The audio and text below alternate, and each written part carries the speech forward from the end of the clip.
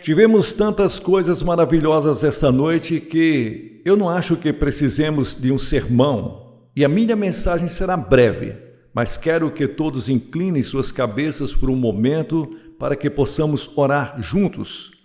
Muitos de vocês que estão aqui hoje ouvindo, esta é uma hora em que você está na encruzilhada de sua vida. Você deve fazer uma escolha esta noite. O que você vai fazer? Você vai continuar no caminho largo que leva para a destruição ou vai mudar e seguir o caminho estreito que leva para a vida eterna? Essa é a escolha que só você pode fazer. Deus pode inspirá-lo, Ele pode ajudá-lo, seu Espírito pode convencê-lo, Ele pode encorajá-lo, mas somente você pode fazer essa escolha. Deus lhes deu essa capacidade de fazer essa escolha. Você é um agente moral livre, tanto quanto aceitar ou rejeitar a oferta de perdão. Você deve fazer essa escolha esta noite. E quando você ouvir a mensagem como você vai ouvir esta noite, e como você já ouviu a música, as palavras, os testemunhos, você se torna responsável 100 vezes mais. E você sabe, quem muito recebe, muito é exigido. Portanto, preste muita atenção no que você vai ouvir e responda ao chamado de Cristo. Nosso Pai, oramos para que Teu Espírito Santo convença do pecado, da justiça e do julgamento e que muitos digam sim a Cristo esta noite, pois pedimos em Seu nome que os homens esta noite, Senhor Jesus. Então, quero que vocês voltem comigo para o 9º capítulo do livro de Hebreus, 9º capítulo do livro de Hebreus. E tem uma frase dessa passagem que eu quero que usemos como um texto esta noite, que diz: sem derramamento de sangue não há remissão de pecados. Sem derramamento de sangue não há perdão. Nós lemos em nossos jornais recentemente sobre os guardas vermelhos da China, marchando pelas ruas de Pequim, gritando um slogan. E era um slogan interessante. O slogan deles era: sem derramamento de sangue não pode haver revolução. Sem derramamento de sangue não pode haver revolução. O ex-presidente do corpo estudantil da UCLA, que agora é cristão, disse a um de meus associados recentemente que o sangue é o símbolo da Revolução Mundial. E disse que muitos nos campos universitários falam que o sangue se tornou o símbolo da revolução. E ele declarou que nunca teria se tornado cristão se não fosse por ter ouvido a mensagem: sem derramamento de sangue não há remissão de pecados. Então eu tenho certeza que todos nós lembramos disso, daquela noite trágica quando o senador Kennedy foi morto no hotel aqui em Los Angeles, e acho que todos nós nos lembramos de ver aquela poça de sangue na televisão, no chão, ou quando o presidente Kennedy foi morto em Dallas e a senhora Kennedy voltou a Washington e ainda havia sangue em seu vestido.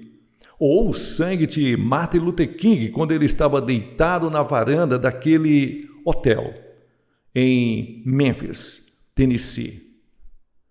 Sangue é muito interessante que quase todas as religiões do mundo usam o sangue como um símbolo, ou usam o sangue para fazer expiação aos seus deuses ou ao Deus que eles servem.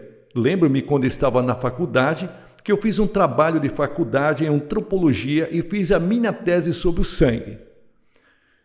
Sangue em outras religiões. E você dificilmente encontrará uma religião em qualquer lugar do mundo que não usa o sacrifício do sangue. Por exemplo, os índios astecas da América do Sul, no Peru, matavam 20.000 pessoas todos os anos em seus altares para fazer expiação aos seus deuses. De onde eles tiraram essa ideia?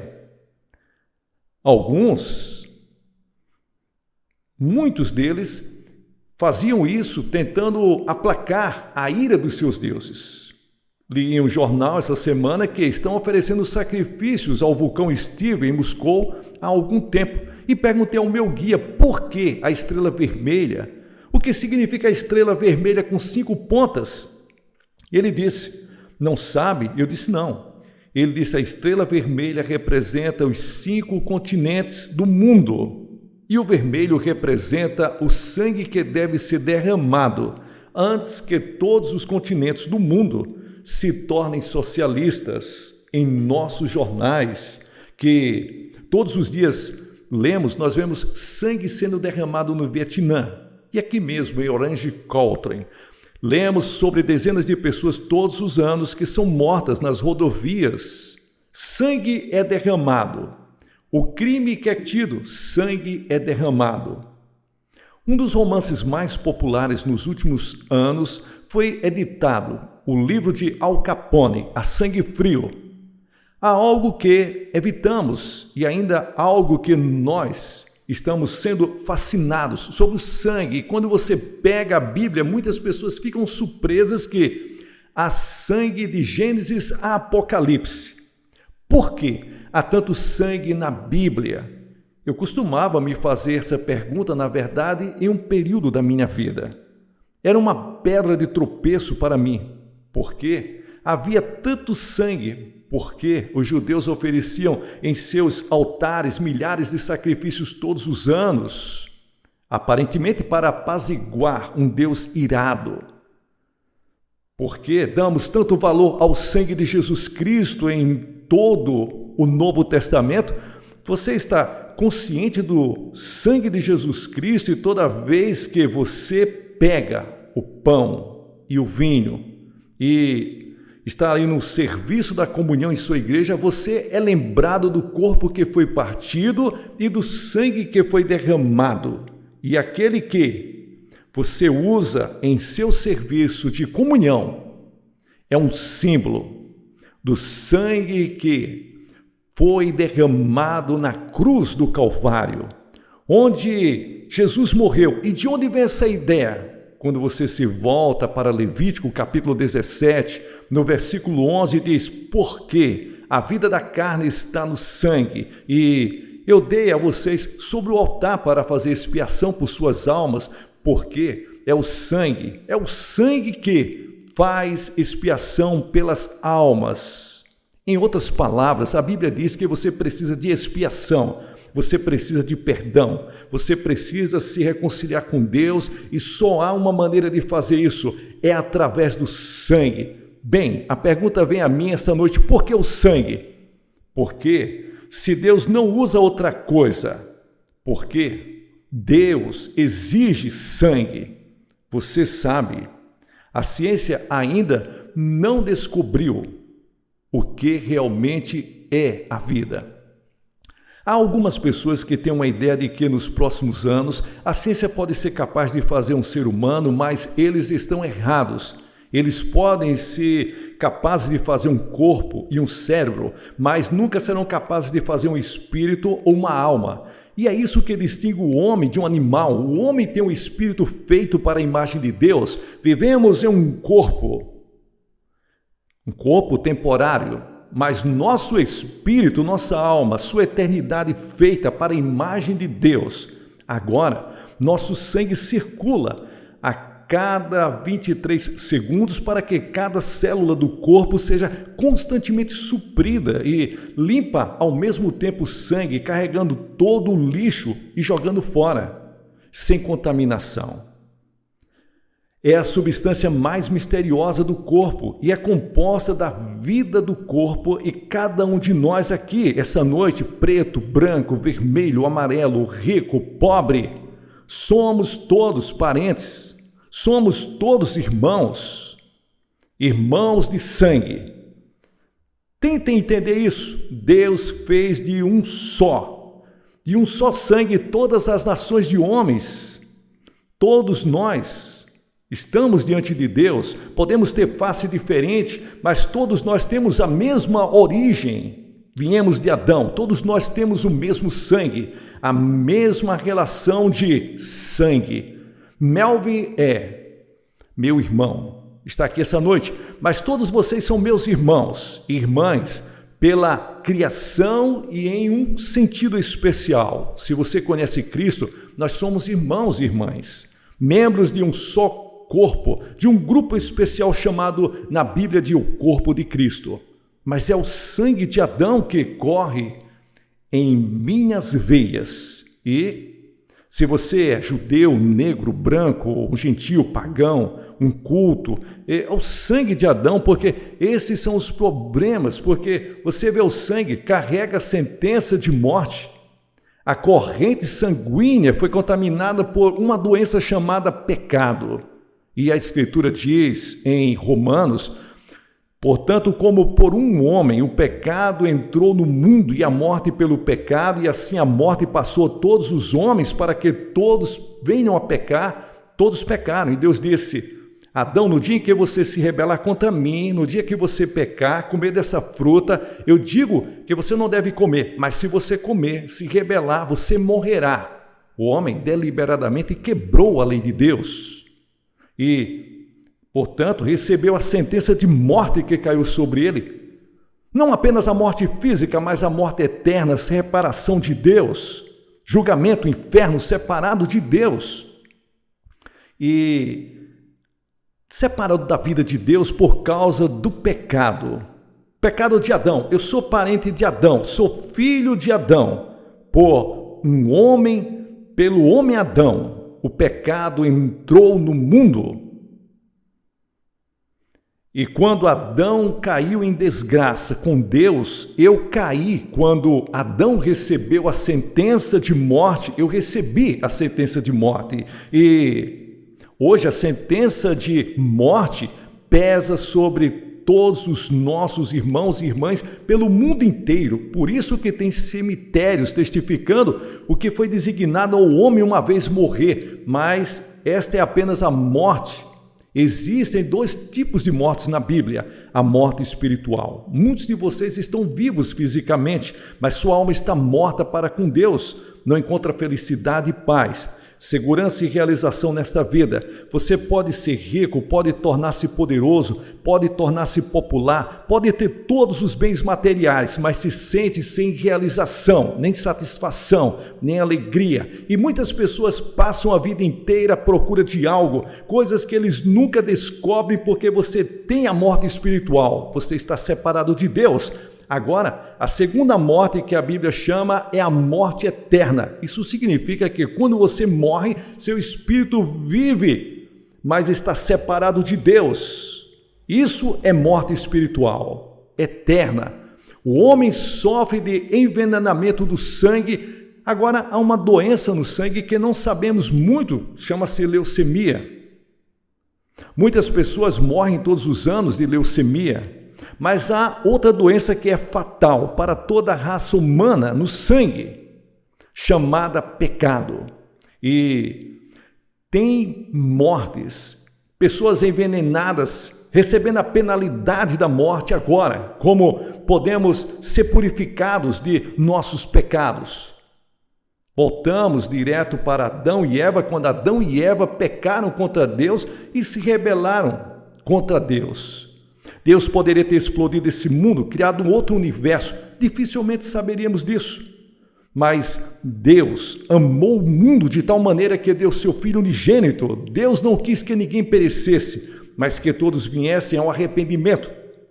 Deus diz a Adão: eu te amo, até mesmo quando você errou. Eu quero salvar os seus filhos, os filhos de Deus. Então Deus diz: existe uma maneira magnífica, eu tenho um plano para salvar você.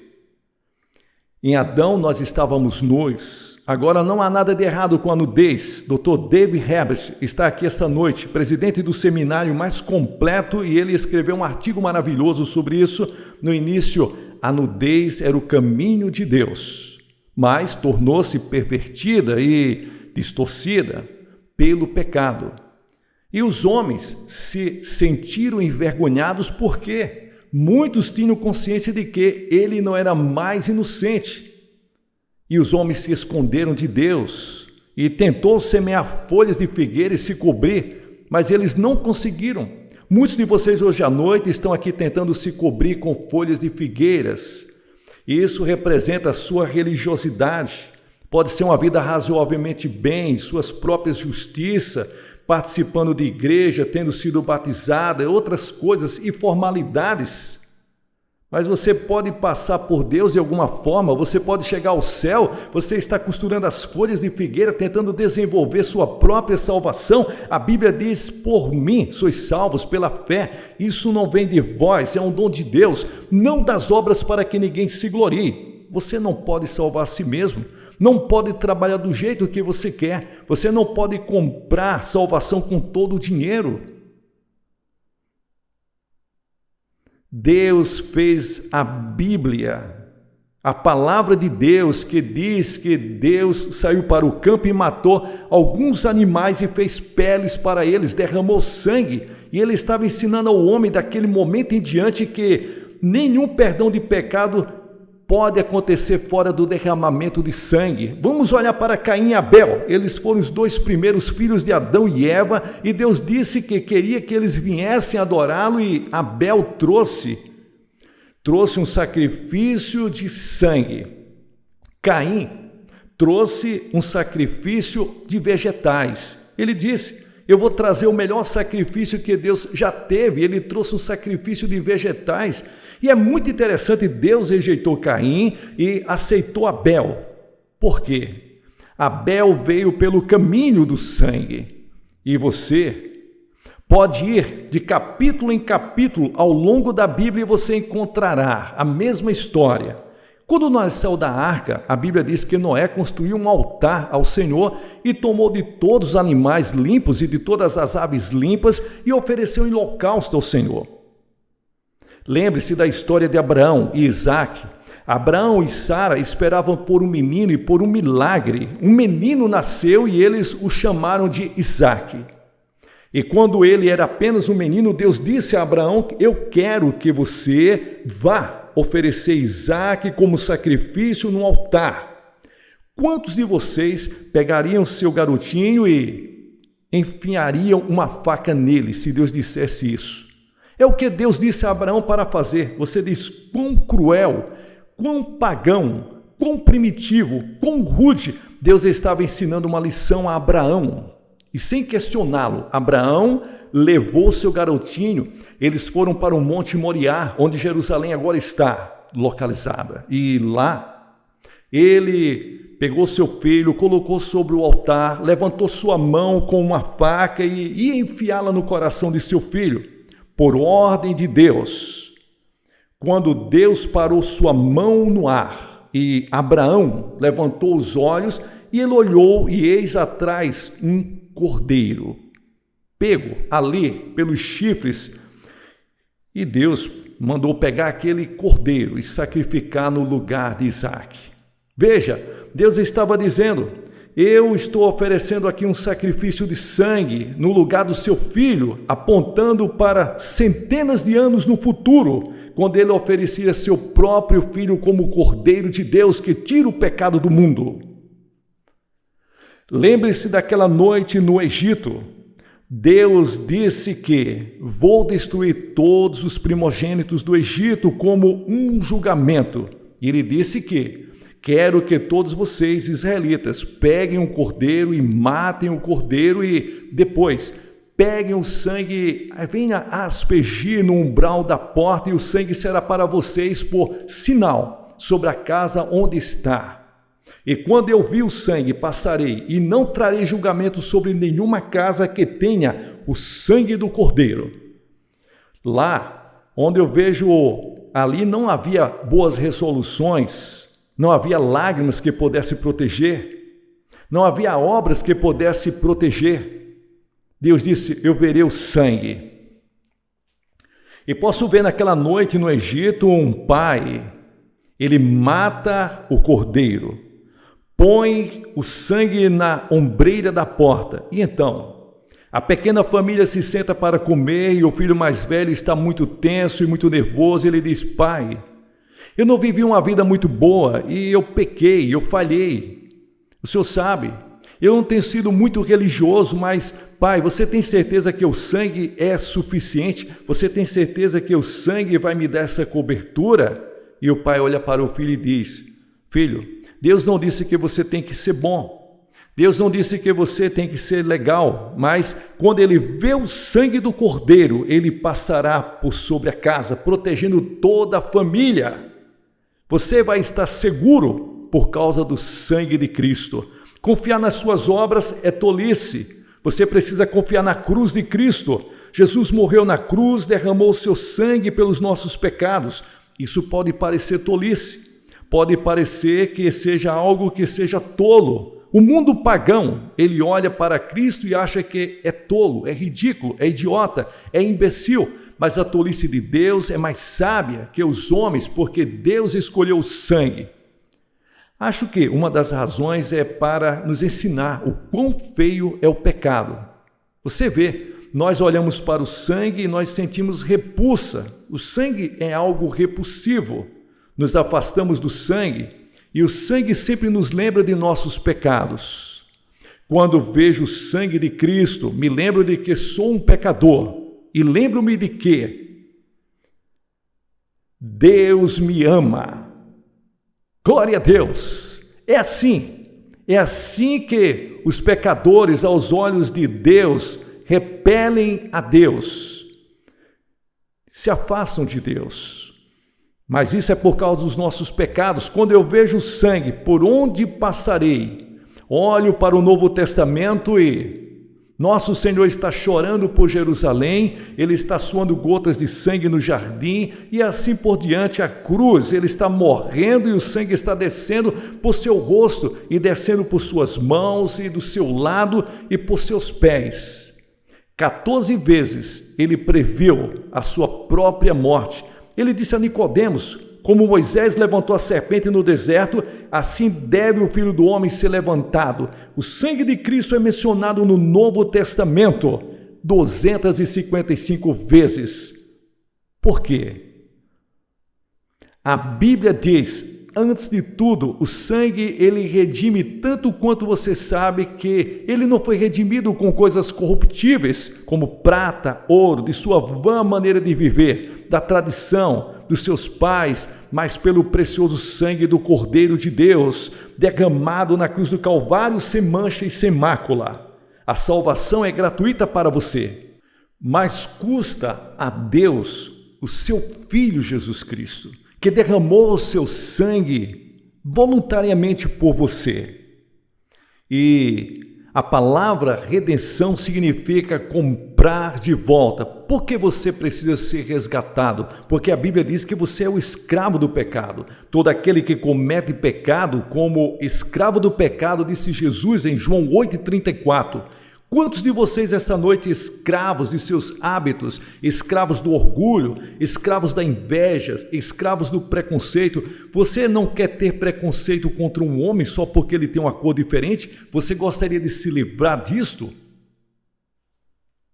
Escravos de algumas seitas secretas em que ninguém sabe nada sobre você. Gostaria de ser livre, mas você pode. Você é escravo de algumas drogas. Você está tentando se esconder, mas ela está lá e você sabe disso. Aquela coisa secreta lá no fundo, você é um escravo. Você não pode se libertar. Jesus disse que nós somos escravos do pecado.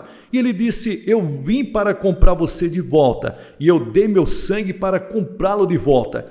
Ele pode tornar você livre essa noite. Ele pode lhes dar uma alegria, uma paz e uma segurança que você nunca conheceu antes, se você deixá-lo entrar em sua vida. Deixe-me contar a história de um amigo que escreveu um livro e diz que ele rejeitou a Deus completamente e se tornou escravo do pecado. Quantos de vocês essa noite fizeram o mesmo? Você não rejeitou a Deus abertamente como esse homem fez, mas pelo seu modo de viver e pela sua atitude, você realmente rejeitou a Deus. Você é um escravo do pecado essa noite. Você gostaria de ser livre? Ele morreu para fazer você livre. Em segundo lugar, a Bíblia ensina que somos justificados pelo sangue. Romanos capítulo 5, versículo 9. Muito mais agora, sendo justificados pelo seu sangue, seremos salvos da ira. Isso significa que nós somos justificados. Significa como se nunca você tivesse pecado. Para ser colocado diante de Deus como se você nunca tivesse cometido pecado, agora pense nisso por um momento. Deus não apenas te perdoa. Você gostaria de ser perdoado, mas Ele faz mais do que isso. Ele te justifica como se o pecado nunca tivesse sido cometido. E é feito pelo sangue de Jesus Cristo, sendo justificado pelo seu sangue. Não me pergunte como, eu não sei. Mas quando eu aceitei Jesus Cristo pela fé, eu quero te dizer, fui perdoado. Eu quero te dizer isso. Quando eu chegar na entrada do céu, não vou dizer, Senhor, meu nome é Billy Graham. Eu era aquele pregador que preguei naquelas cruzadas. Eu vou dizer, Senhor, eu estou aqui implorando. E não é nada além a não ser pelo sangue de Jesus Cristo. Essa é a senha, a única senha, a cruz de Cristo. A salvação realizada pelo sangue de Jesus Cristo, o perdão que Deus derrama esta noite, que nos torna limpo, puro, mais do que qualquer virgem que jamais viveu. A visão de Deus é que quando Ele olha para você, Ele vê você completamente limpo pelo perdão dos pecados e Deus não consegue se lembrar dos seus pecados. Você pode lembrar, mas é como se você nunca tivesse pecado. Então a Bíblia diz que o sangue nos torna todos iguais, uma língua, uma raça. Quando você está aqui nessa noite, Deus nos torna membros de um só corpo. Como é na realidade maravilhoso ser membro do corpo de Cristo, de todas as línguas, do mundo todo, de todas as raças do mundo. Deus nesse momento, Ele está olhando para nós como um só povo. E Ele está lá. Aos milhares, pessoas estão em todos os lugares, mas Deus está olhando como um só povo.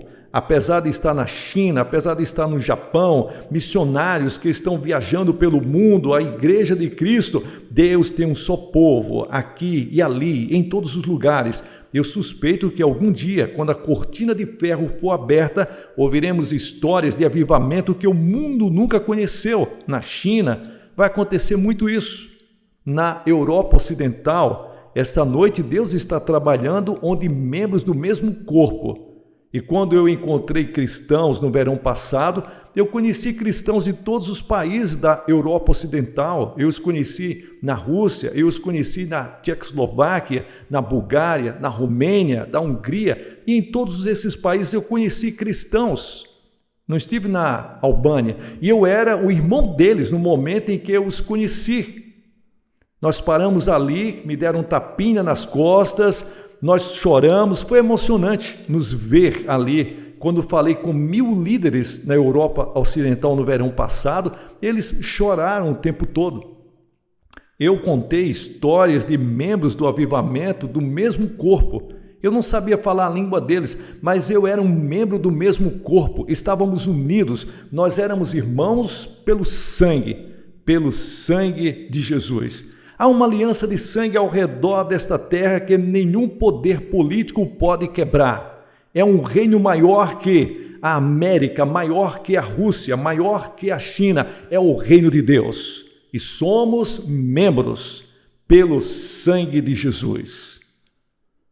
E o sangue de Cristo traz a paz. Colossenses capítulo 1, versículo 20, diz: tendo feito a paz pelo seu sangue, pelo sangue da cruz, estamos vivendo em um mundo em guerra e a sombra de uma terceira guerra mundial paira sobre o mundo inteiro. Mas o tipo de guerra de que estamos falando aqui é a guerra que está acontecendo entre Deus e o pecado. Deus faz as pazes através do sangue da cruz. Ele faz as pazes entre você e Deus. Não seria maravilhoso ir para a cama esta noite e saber que todos os seus pecados foram perdoados, que você está justificado aos olhos de Deus e você ter paz em seu coração? E a Bíblia diz que o sangue purifica Revelação capítulo 1, versículo 5. Aquele que nos amou e nos lavou dos nossos pecados em seu próprio sangue. A Bíblia diz que o sangue de Cristo reconcilia-nos. Temos bancos de sangue em várias partes do mundo. E eu me lembro de alguns anos atrás, quando eu fui operado e quase sangrei até a morte. Eles me deram transfusões e fiquei feliz por aqueles bancos de sangue. Hoje à noite há um banco de sangue ao qual podemos recorrer pela fé, que removerá nossa culpa e nossos pecados. Você sabe que existem transplantes de coração. São os médicos que estão fazendo isso no nosso tempo, e 2 fatores determinam o sucesso da operação. Ali, primeiro, tem que haver um doador. Temos um doador eterno, uma pessoa celestial, Jesus Cristo, que morreu por nós e deu seu sangue e deu seu coração para você. A segunda coisa que o paciente pode é aceitar ou rejeitar o coração que ele recebe. Esse é o grande problema que eles estão encontrando agora, é a rejeição. Essa noite Deus te dá o poder de aceitar ou rejeitar. Tenho certeza que quando o coração é transplantado, já que o paciente não entende toda a química científica envolvida em todo o processo que vai ser feito, talvez o médico também não entenda tudo, e neste caso, eu sei que não entendo tudo, em nenhum lugar da Bíblia diz para que nós venhamos a entender tudo. Você só tem que entender o que a Bíblia diz, que você vem por uma fé simples, infantil. Essa é a razão pela qual Jesus disse que você tem que vir como uma criança. Ele disse que você tem que vir para ser convertido como uma criancinha. Não venha assim tentando ser intelectual, descobrir logicamente passo a passo. Você tropeçará, porque Deus não permitiu que venhamos a conhecê-lo somente pela sabedoria. Você tem que vir pela loucura do Evangelho, e a pregação da cruz é loucura para aqueles que perecem. Em outras palavras, você deve estar disposto a se tornar um tolo por amor a Jesus Cristo e recebê-lo pela fé e fazer algo que parece louco, ridículo, como Moisés levantando aquela serpente de bronze no deserto, como se isso fosse curar alguém, ou como se tivesse alguma qualidade médica, e não tinha. Mas Deus queria que fosse um símbolo de fé. Você vê, Deus quer que você venha a Ele pela fé, que você o agrade pela fé. Agradar a Deus mais do que tudo. Você tem que ter fé em Cristo, tenha fé que Ele morreu por você, tenha fé que Ele ressuscitou, receba-o e diga, vou colocar minha confiança total nele, e então algo sobrenatural acontece dentro de você, que nada podemos fazer para explicar. Você nasce de cima, a vida se torna nova, diferente, você tem um novo poder, uma nova capacidade de enfrentar a vida. A partir desse momento, tudo que eu vou pedir para você fazer essa noite é para que você receba Cristo. Pai, mãe, jovem, mulheres, crianças, vocês precisam de Cristo em seu coração esta noite. Você precisa ser perdoado de seus pecados, você quer ser justificado aos olhos de Deus, quer ser purificado esta noite. Você quer confiar no sangue de Jesus, somente no sangue de Cristo para a sua salvação. Você quer ter a vida, você quer mudar, quer aceitá-lo, recebê-lo esta noite como seu Senhor e seu Salvador. Você pode ser membro da igreja, você pode ser um oficial da igreja, você pode ser católico, protestante, um judeu. Você pode não ter nenhuma religião, mas Deus falou com você essa noite e você precisa de Cristo e precisa recebê-lo e quer ter certeza que está pronto para se encontrar com Deus. Vou pedir para que faça algo e diga, eu recebo Cristo em meu coração. Se você estiver com os amigos e parentes, eles vão esperar por você. Se você veio de ônibus, eles vão esperar. Eu peço que você se aproxime, porque cada pessoa que Jesus chamou no Novo Testamento, ele chamou publicamente. Faça isso. Ao homem que estava com o braço atrofiado, Jesus disse, venha para o meio. Se você está aqui nessa noite, está disposto a reconhecê-lo perante o seu Pai que está nos céus, você que está aí na parte de cima dessa varanda aí, você que está nas galerias, venha, vai demorar alguns minutos, talvez você esteja um pouco distante, comece a descer agora. Centenas de vocês se levantem. Se você veio com algum amigo, traga ele aqui na frente, venha. Depois que todos vierem, eu vou dizer uma palavra, vou fazer uma oração, vou dar alguma literatura e um conselheiro vai aconselhar vocês depois. Aí vocês voltam e se juntam aos seus amigos. É muito simples, mas é muito importante. Pode ser a mudança na vossa vida para começar a viver uma vida nova, uma nova direção. E eu vou pedir